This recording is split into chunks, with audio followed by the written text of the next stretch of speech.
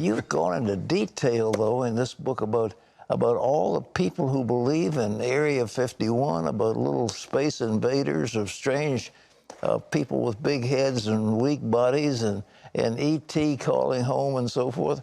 Well, how has this spread so widely in our society? Well, millions of people claim to have had encounters with UFOs, and the vast majority you can explain as simply natural phenomena or human activity or a hoax. But there's a 1% residual that actually you can show is real but not physical.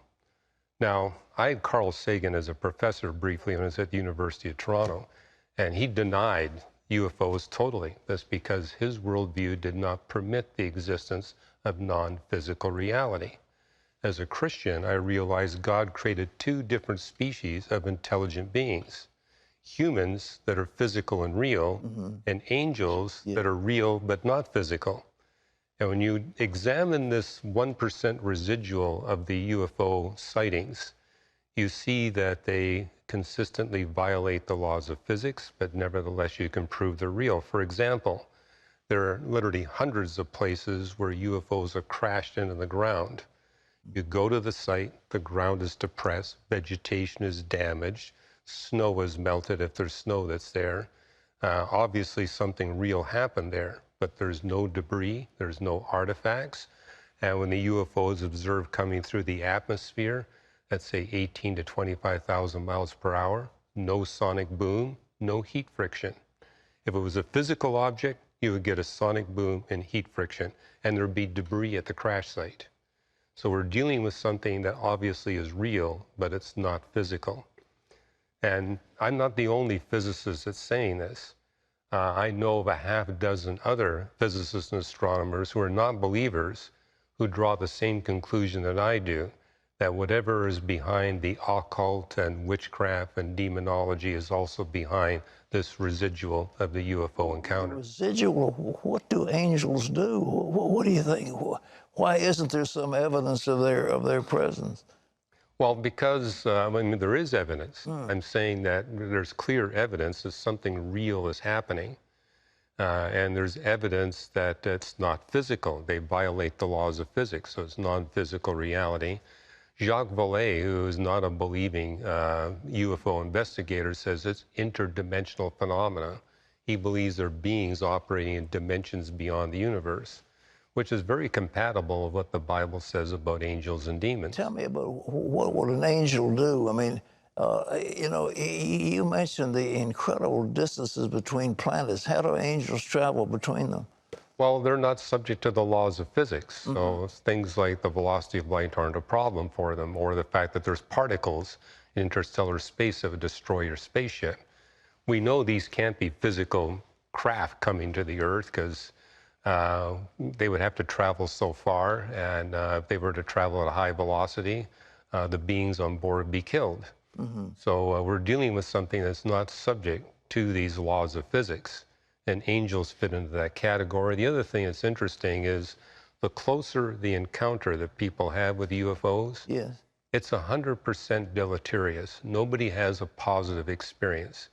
And which is why I believe it's the fallen angels that are responsible for this phenomena. And I think what I write about in the book is that you see a correlation between the degree of occult activity in an individual's life and their UFO experiences. And I end the book by saying this is scientifically testable. Close the doors to occult activity, that will be the end of these UFO experiences. The reverse is also true. If you open up these occult things, don't be surprised if you get these kinds of visits, and it's not going to be pleasant. Well, so these are fallen angels? I mean, these are demonic spirits that are causing this phenomenon? Is it? I'm convinced that they're demonic, and again, I'm not alone in drawing this conclusion amongst scientists who've studied this phenomena. I think what's unique to us is that we're putting a Christian perspective on it and saying, you know, here's how you can put it to the test scientifically. So I actually say these are ways you open up doors to the occult. It also explains why, for example, you know, I spoke on UFOs frequently in the Soviet era in Russia. And that's when the scientific community was involved in occult physics. And that opened up the doors for these demons to influence, and explains why they're having way more UFO experiences than people here in America. Well, these people talk about being captured and taken into a spacecraft and carried into other places. Are demon spirits doing that actually, you think? Yeah, I don't think they're actually being physically taken into a physical craft. Okay. It's the demons taking control of them, where they begin to think that this is what's happened to them. That's why we have a chapter in the book on abductions. But abductees are people who typically have had very close encounters with UFOs. It was a physicist, Alan Hynek, who was sponsored by the U.S. government to study UFOs, who came up with encounters of the first kind, second kind, third kind, fourth kind. And as you go from 1 to 4, you're having a closer and closer encounter. And in cases of communications of 3 and 4, people are actually communicating with these spirit beings. So, for example, there is the Urantia book, which was communicated by these demons, and it was done through automatic writing. 4,000-page book. A third of it is denying the deity of Jesus Christ. So it kind of gives you an idea of who's really behind all this. So these demons are actually causing people to have delusions. They think they're being taken captive. They think, and there's always some evil at the end of it. There's but there's a way out. Yeah, okay. Close the doors to the occult. That'll eliminate these experiences. These demons need permission to invade your life. And that's, a lot of what's going on. And the other thing I point out is this is not a new phenomenon.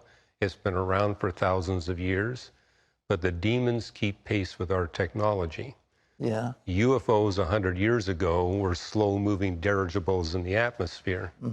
Now they're flying saucers at 18,000 miles per hour. And then the information they give you about the universe is keeping pace. But this is incredible. The demons are actually keeping pace with our science and bringing these delusions to people. Well, that would be a good strategy for the demons who are intent on deceiving us about what's really going on in the spirit realm. And so it makes sense from their perspective that they would keep pace with our technology. Well, do the good angels have a counterbalancing force? Well, it tells you in Hebrews 13:2 that many have entertained the good angels unawares. Yes. God sends these righteous angels to assist humans in their Christian ministry. And they come and go. But likewise, they're also part of this non-physical reality, but they're on God's side as opposed to Satan's side. Well, you remember when they went into the promised land, that Joshua found the army of the Lord was there with him, and that was angelic. So it was angelic. As I said, God created 2 different species of intelligent beings. Incredible, incredible.